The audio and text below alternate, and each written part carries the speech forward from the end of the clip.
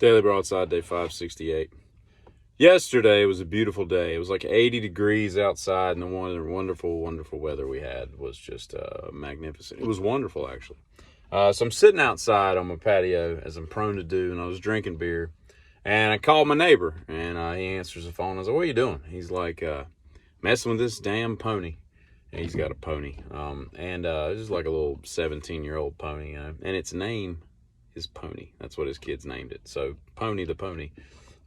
He's like, "I'm messing with this pony. He's got briars in his fur and his tail. I'm trimming him up and all this." I said, "Well, bring his ass over here and let's drink some beer, So I'd been drinking beer for an hour or so, just sitting there watching the world go by. And so it wasn't 5 minutes later, I see him coming down the driveway with like a 20-foot rope tied around the neck of this pony. And he walks over to it and he lashes it up to the my patio, one of the pillars, and we start drinking beer. And I'm sitting there, and it had been about 5 minutes, and I look at the pony. I look at Pony. I'm going to start calling him by his name. I look at Pony, and I look at him, and I said, "Is that pony circumcised?" And he's like, and then that seems like a silly question, but the pony he was out there for the world to see, and it's a short pony. I'm in my Adirondack chair, the best chair to drink beer on a nice 80-degree Sunday of all time. Just perfect, they're just perfect chairs.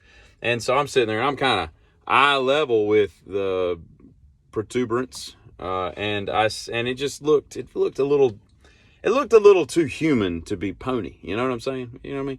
And he says, "Yeah, it's circumcised." And I said, "You have a circumcised pony?" He's like, "Yeah, it cost me more." And I'm like, "Well, I'd imagine they didn't just throw that in." I said, "What? How did this take place?" He's like, "You find a Jewish mohel to do a pony circumcision? Like, how does that happen?" He's like, "The vet talked me into it, said it'd be better for, cleaning and health and all that." I said, "I think that applies to like adult men. I don't think that nobody's cleaning the pony penis. You know what I'm saying? Or at least you shouldn't be. And if you are, please leave my property, and post haste, you know what I mean?"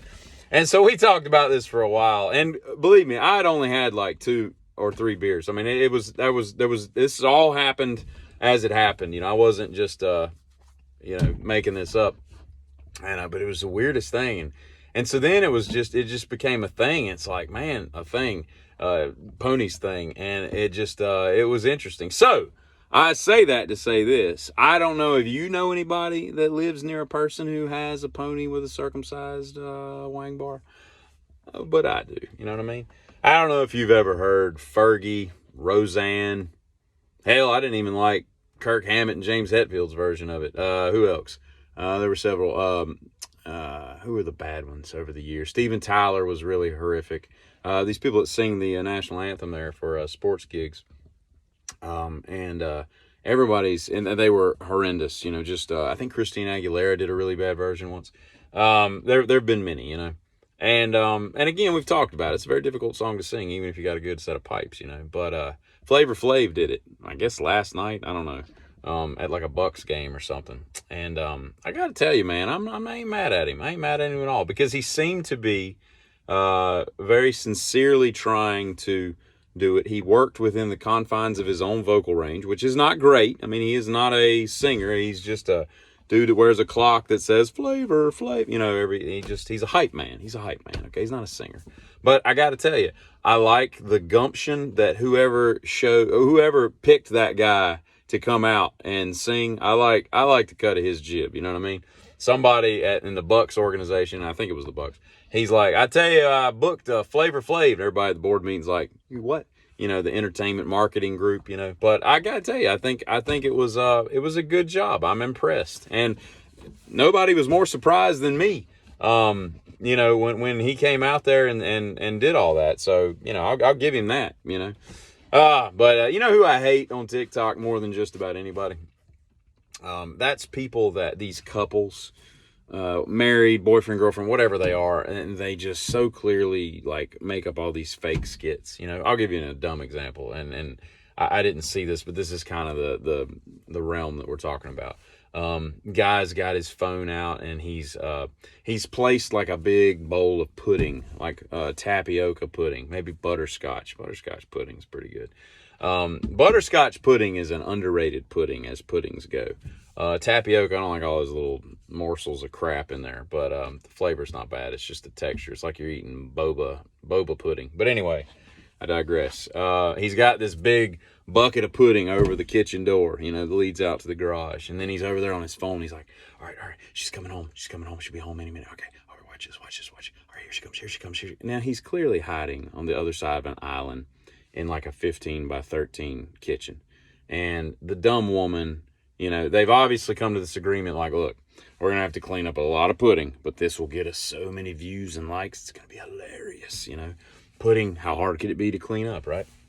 You know, why don't we do rice? Let's just do pudding. It'll be a mess. But so he's over there. He's like, all right, here she comes. All right, watch this. Watch. Here we go. And she comes in the door, and they're horrible actors, you know. And that's the worst part of it all. She comes in, she's like, I'm home, and then, you know, like Richard Pryor in The Toy, you know, got porridge all in his hair and everything while he's eating his breakfast and all. But I hate those people. And I immediately block them just so that I never have to see them again, hopefully. I probably block about 10 or 15 people a day just because it's such asinine comedy. And I don't understand all these people, you know.